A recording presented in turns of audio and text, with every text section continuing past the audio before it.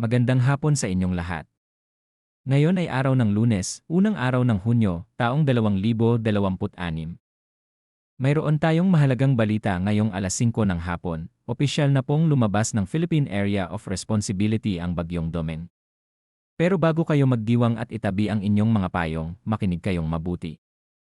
Alam nyo ba na madalas ay mas mapanganib ang panahong iniwan ng bagyo kaysa sa mismong bagyo? Habang papalayo si Domeng patungong Japan, mas lalo naman niyang hinahatak ang hanging habagat patungo sa ating mga pintuan. Sa susunod na 12 minuto, hihimayin natin ang Tropical Cyclone Bulletin No. 15 at ang bagong Weather Advisory No. 11. Pag-uusapan natin kung bakit ang Metro Manila at Central Luzon ay dapat nang maghanda sa mas malakas na buhos ng ulan simula bukas, at kung bakit hindi pa rin ligtas pumalaot ang ating mga mangingisda. Huwag kayong aalis dahil ito ang ulat na magliligtas sa inyong lakad para sa buong linggong ito. Base sa ating huling data kaninang alas 4 ng hapon, ang sentro ng mata ni Typhoon Domeng ay namataan sa layong 775 kilometro sa hilagang silangan ng Itbayat, Batanes. Ito ay nasa labas na ng ating border o outside ER. Nananatili itong isang typhoon na may taglay na lakas ng hangin na 120 kilometro kada oras malapit sa sentro at pagbugso na aabot sa 150 kilometro kada oras. Kasalukuyan itong kumikilos pahilaga sa bilis na 15 kilometro kada oras. Bagamat papalayo na ito, ang lawak ng kanyang hanging dala ay umaabot pa rin sa 500 kilometro mula sa sentro. Dahil sa paglabas ni Domeng, wala na tayong nakataas na anumang tropical cyclone wind signal sa alinmang bahagi ng bansa. Ngunit, narito ang ating kailangang bantayan, ang southwest monsoon o habagat. Kahit wala na ang bagyo, ang pinalakas na habagat ay magdadala ng malakas hanggang sa gale force na bugso ng hangin sa maraming lugar. Ngayong gabi, asahan ang malakas na hangin sa Batanes, Babuyan Islands, Metro Manila, Calabarzon, Mimaropa, Bicol Region, Panay Island, at Negros Occidental. Bukas, Martes, madadamay na rin ang Central Luzon. At pagdating ng Miyerkules, mas lalong lalawak ang sakop nito hanggang sa Ilocos Region, Benguet, Isabela, at maging sa Capiz at Aklan.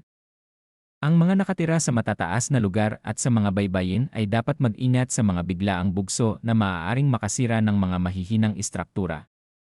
Pag-usapan naman natin ang ulan dahil ito ang direktang makakaapekto sa ating trabaho at eskwela. Ayon sa Weather Advisory No. 11, inaasahan ang 50 hanggang 100 mm ng ulan. Simula ngayong gabi hanggang bukas ng hapon, ang Zambales, Bataan, Cavite, Batangas, at Occidental Mindoro ang unang makakaranas ng matinding buhos.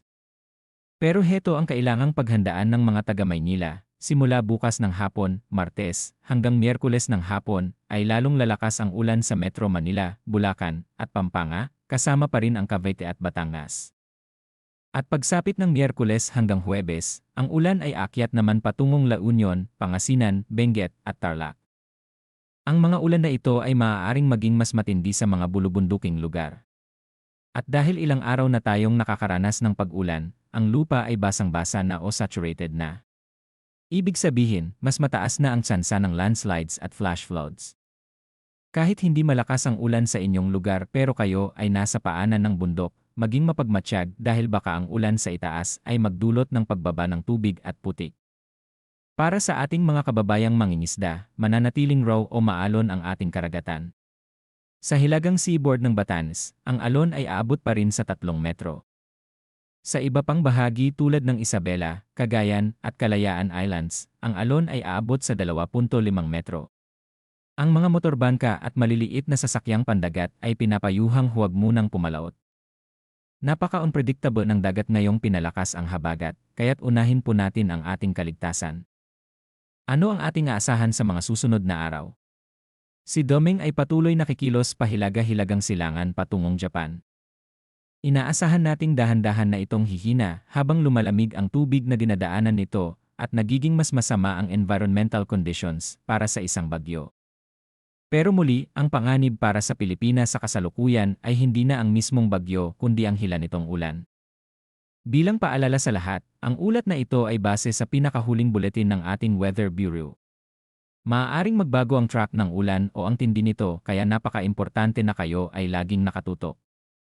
Siguraduhin na ang inyong mga gamit sa baha ay handa, lalo na para sa mga taga Metro Manila at Central Luzon na makakaranas ng matinding buhos simula bukas ng hapon. Linisin ang mga kanal at siguraduhing walang nakabara sa inyong mga daluyan ng tubig. Ito na ang huling buletin para kay Domeng sa loob ng IE, ngunit patuloy kaming magbibigay ng updates tungkol sa habagat dahil ito ang kasalukuyan nating kalaban. Maraming salamat sa inyong panonood at sa patuloy na pagtitiwala sa ating livestream. I-share ang videong ito para maging handa rin ang inyong mga kapitbahay at kamag-anak. Manatiling ligtas, manatiling tuyo at lagi tayong maging alerto. Magandang hapon sa inyong lahat at hanggang sa muli nating weather update.